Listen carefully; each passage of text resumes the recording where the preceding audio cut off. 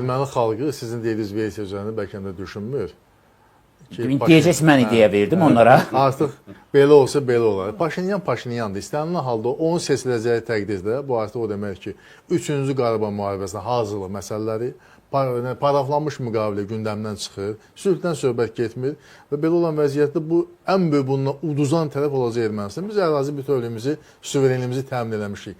1,9 milyard dollar bizim hərbi büdcəmiz idi qalib gələrkən.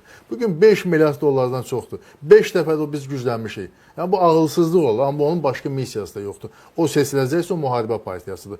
O yalnız müharibə istiqamətində və bu gün də olmasa 5 ilə, 10 ilə, yəni perspektiv üçün ancaq Azərbaycanla barışıq olmaz, müharibə hazırlaşmalıyıq. Ki biz güya itirdiyimiz torpaqları geri qaytaraq. Erməni xalqı buna gedərmi? Yaxşı, erməni xalqı getməsə, həmən Paşinyan niyə silahlanır onda bu silahları alır? Özdə konkret hamısı hücum silahlarıdır Fransadan. Məcbur eləyirlər ki, almasın. Kim eləyir məsələn? Amma hərbi xərcləri də azaldıb da, insafən oldu. Hərbi xərcləri azaldıb, amma aldığı silahlar təhlükəlidir. Bunu deyirsiniz, bizdə son fikir özdə seçicilərin qabağında deyir, onlar onun əleyhinə səs verə bilərlər. Deyir ki, biz Qarabağı itirməmişik. Niyə? Çünki Qarabağ onsuz da Azərbaycanlı idi. Bu sözün də müəllifi odur da. Amma sözsüz